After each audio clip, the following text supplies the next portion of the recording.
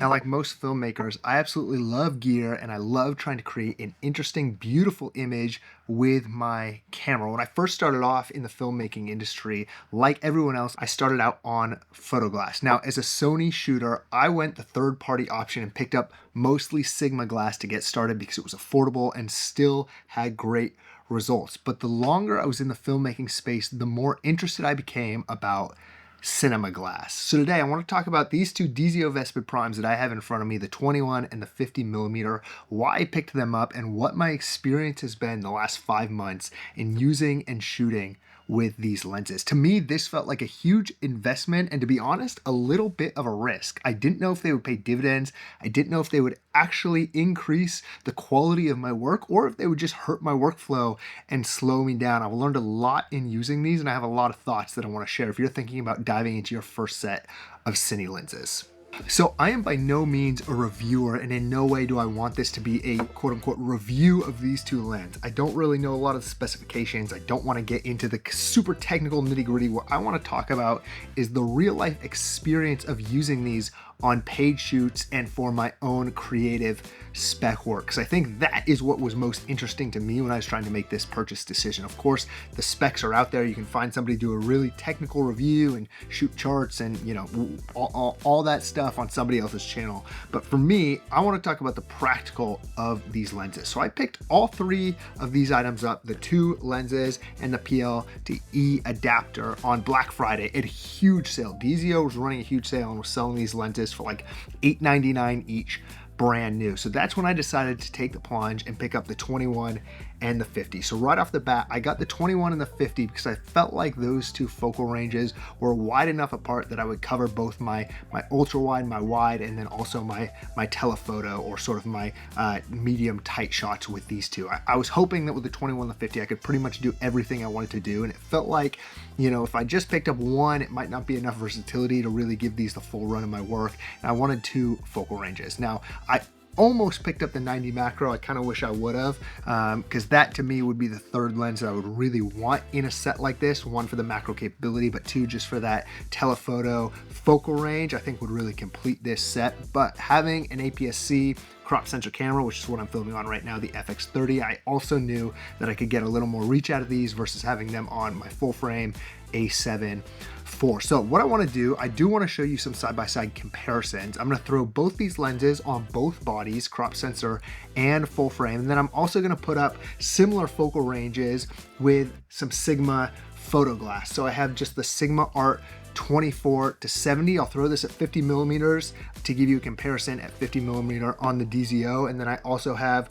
the Sigma 16 to 28, and I'll throw that at 21 millimeter against the DZO 21. I'm gonna run everything at 2.8 on the aperture across all of these lenses. Now I know that's not quite apples to apples because these cinema lenses are T-stops and of course the photo lenses are f-stops. And what does that technically mean? I don't know, but I know maybe it's somehow different a little bit. Watch somebody else's review if that's what you're here for. But hopefully what it can show you is some of the things I've noticed in using these lenses on my own project. So first up, let's go with the wide lens. Let's throw on the DZO 21 millimeter onto the FX30, or crop sensor. So I think that's functionally like a 35 millimeter-ish, give or take, somewhere in that range when you do the conversion. Let's throw this guy on and get going.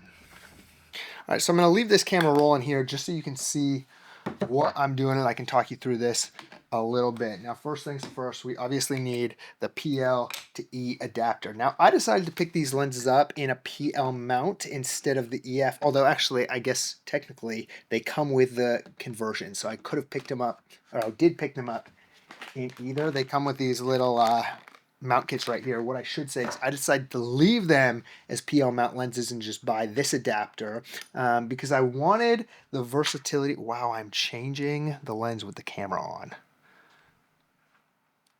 I don't think you're supposed to do that. Don't do that at home. Let's see, what was I saying? Oh, I wanted the versatility if I ever move away from Sony system or to be working with somebody else's camera with a PL mount, that I would have that flexibility. I didn't want to be totally locked in. So that was something that I did love about these lenses, that you weren't locked in to one specific mount. Something like the PL mount can be adapted to anything, super flexible. And I like that about these lenses. All right, let's see what happens now. So here's just another little behind the scenes thing. In filming yourself with these lenses, it's kind of hard to get focus locked in when you don't have autofocus and you're filming yourself. So we're using this chair just sort of like a little reference, and then checking it with our peaking, and then hopefully I'll get my head kind of right in the same place. We're at tilt 2.8, so we have a little bit of play there, but you know, just one of those things. Hopefully that's locked in right there, and we're rolling.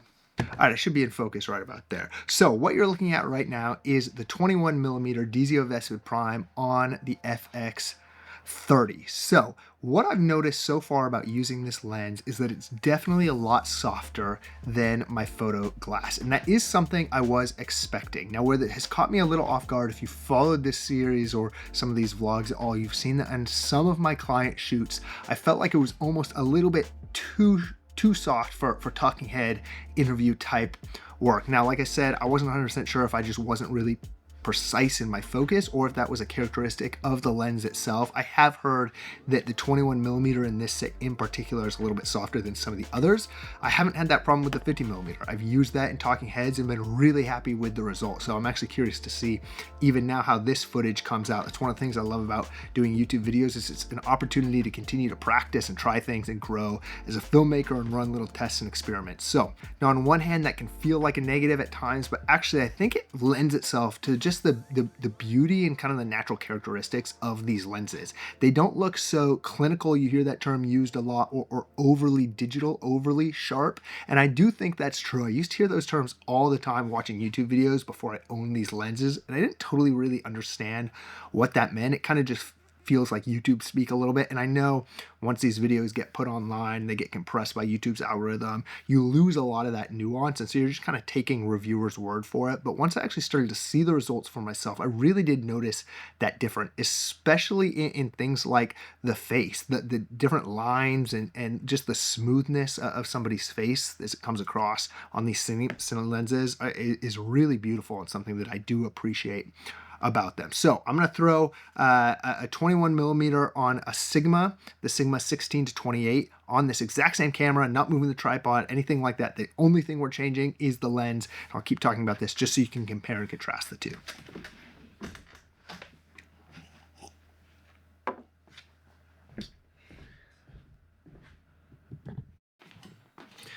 And that's actually this lens that you're on right here. So we're gonna have to pause this and steal this guy. All right, you're back. You are now on just the Sigma 24 Prime, so slightly tighter, but now this is the, as you can see, the 16-28, or hopefully you can see, 2.8 Sigma. This isn't the, this is not the art series, it's a contemporary series, but I've loved this lens. So we're gonna throw that guy here on the FX30, put it at 21mm, and get a really nice, or hopefully a really nice comparison at a similar focal range. And we actually remember to turn the camera off this time, so, you know, good for us. All right, so Sigma Contemporary 16-28, also at 21mm. Hopefully, this gives you a little bit of an idea of the difference between these two lenses. I didn't check to make sure I'm at 2.8, and I was. Okay. Perfect. Still at 2.8, so exactly the same aperture, exactly the same focal length, just different kind of glass. So I'm going to throw up a side-by-side of these two images. Hopefully this will give you a really good representation and description of what the actual image differences look like between these two lenses. Now, the image is a big part of it. The other part of it is workflow and I guess you could say ease of use, or just how you use these lenses. And to me, the biggest challenge was fully manual focus. Up until I bought these two lenses, I had only ever really used autofocus. As somebody who didn't really get into filmmaking until a couple years ago, I started out on the A7 IV on a mirrorless body with great autofocus, and I only owned good autofocusing photo glass. So that's all I really learned to use, especially in a professional setting or context. I had never relied on manual focus. So that was something I had to practice a lot. I had to figure out how to use peaking, how to read peaking, how to understand it, how to trust my eye.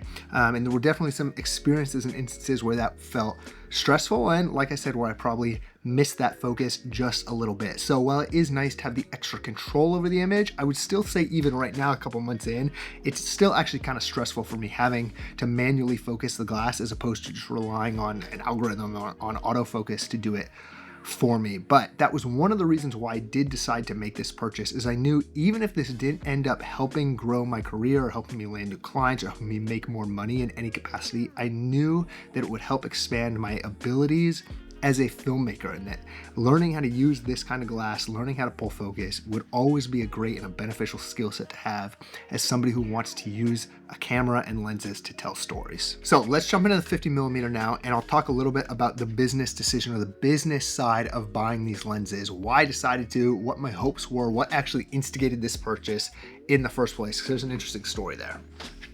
Now, this is the DZO VESPID 50mm. I moved the camera back about as far as I can in this space without running into all my junk. As you can see, I'm still not fully in frame. Once again, we are on the FX30, which is a crop sensor. So 1.5 times crop, I think is how the math works, should give me somewhere in the 75mm range. But this lens to me is a little bit sharper than the 21mm, and so far I've had the most fun probably with this lens. It's been great for B-roll, it's been great for talking heads, and I've used this more on professional shoots as my second angle in a talking head interview setup than I really have the 21mm. Now, the story and the reason I was actually interested in buying cinema glass in the first place actually came from a job that I sort of stumbled my way into. To this day, I don't know exactly how I landed this job, but I found myself working a way bigger job than I had ever worked before, and quite frankly, than I felt like I was really qualified to be working. But this opportunity fell into my lap, and I was super excited to grow my skill set and to try and tackle something new. Now, what ended up happening on that job is I got CC'd in an email that I don't think I was technically supposed to be on, between the producer and the creative director. And when I had sent over my kit list, the gear I'd be bringing to this shoot, the creative director emailed the producer and essentially said something along the lines of, hey, let's lower our expectations for this final product now that I've actually seen the gear that this DP or this filmmaker is going to be bringing. And to me, that was a bummer. Now, they didn't communicate super great, but based on the job, I think they were expecting me to be bringing a much nicer camera package than an A7 IV and an FX30. I don't know if they were expecting reds or at least FX6s or what exactly, but they never communicated that to me, and even after I sent the gear list, they still gave the green light. But seeing that email made me start to question whether or not I needed nicer gear to continue to get higher paying jobs, and that's what initially sparked the bug for me to start looking into or investing in something like cinema glass. So before I finish that story, let's switch over now to the Sigma Art 24-70. I'll set this at 50mm, 2.8, so we have the same image but different glass so we can compare and contrast. Okay, so now we are on the Sigma 24-70 Art at 50mm, 2.8.